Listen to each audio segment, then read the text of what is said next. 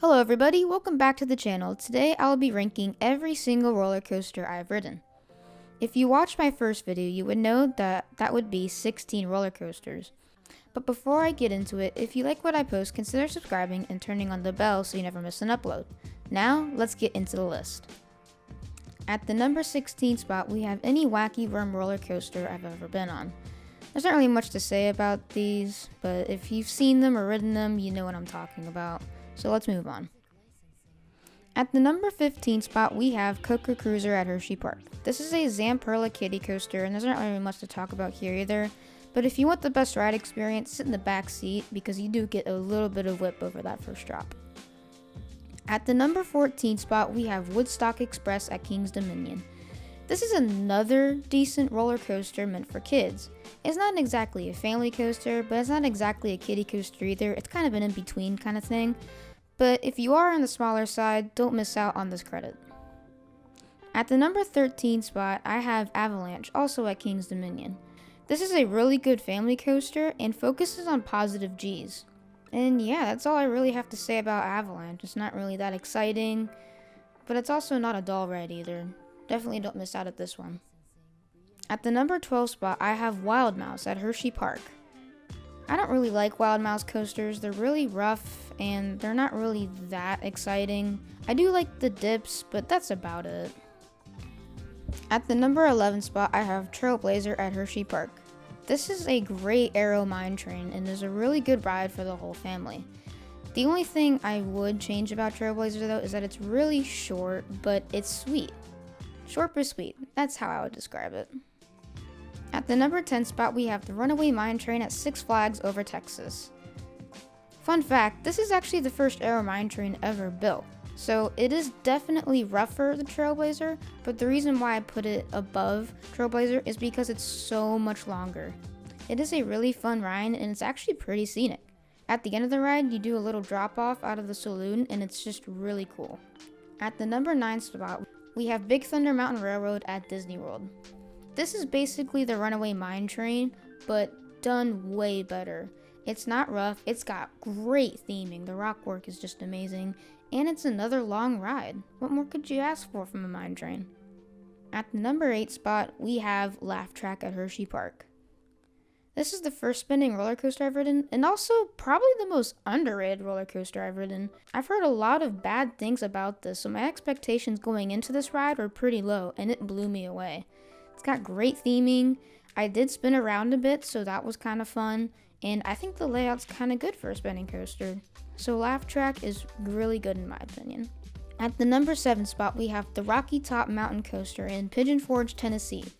This is the only alpine roller coaster I've ridden, and let me tell you, the laterals on this thing are insane. I don't know why, but these roller coasters barely bank at all, so whenever you go on any helix or really any turn in general, you just get pushed to the side just so much. The laterals are just awesome, and it's a long ride, so that's always a good thing. At the number 6 spot, we have Lava Bora at Six Flags Over Texas. This is an Intamin Swiss Bob roller coaster, and these are actually getting pretty rare now. So if you want a rare credit, head up to Six Flags Over Texas and ride Lava Bora. Anyways, like Avalanche, this has some great positive G's and is just straight up fun. This is a really fun roller coaster, and I enjoyed myself a lot riding this. At the number 5 spot, we have Wildcat. Now I know this ride is a little rough, but there was only 3 really bad parts on this ride that I didn't like. But it is a really good thrill coaster for Hershey Park, and if it did get RMC'd, I wouldn't be too mad about it. At the number 4 spot, we have Super Duper Looper. This is a really fun ride and is great for the whole family. It's actually the first roller coaster I've ridden that featured an inversion, so that's kind of cool. And the loop is like pretty good. Now, people do say it's really intense, but I don't find the loop to be that intense, but it's not forceless either. So it's definitely a good ride to go on if you haven't been on an inversion yet. At the number 3 spot, we have Comet at Hershey Park. One of the best wooden roller coasters I think is out there is definitely Comet. It's got great airtime, it's really smooth, and it's not a short ride, but it's not a long ride either. It's just perfect. Definitely don't miss out on Comet when you go to Hershey Park. It's definitely worth your time. At number 2, we have Lightning Racer at Hershey Park. Lightning Racer did what Wildcat wanted to do, and you're dueling another train. This is the only racing roller coaster I've been on, and I love these rides so much. Racing against your own family members is just a really fun experience, and that's what I like about roller coasters, is how fun it is. Not really much the forces or anything, just the pure fun of this ride is just what made it go all the way up to the number 2 spot. At number 1, we have Great Bear at Hershey Park. This is the only B&M roller coaster I've ridden, and hands down my favorite manufacturer. They make smooth rides, and Great Bear is no exception. The layout is great, and it just looks outstanding. As soon as you walk into the hollow section of the park, the first thing you see is that Immelman, and it just gets me pumped up for the day.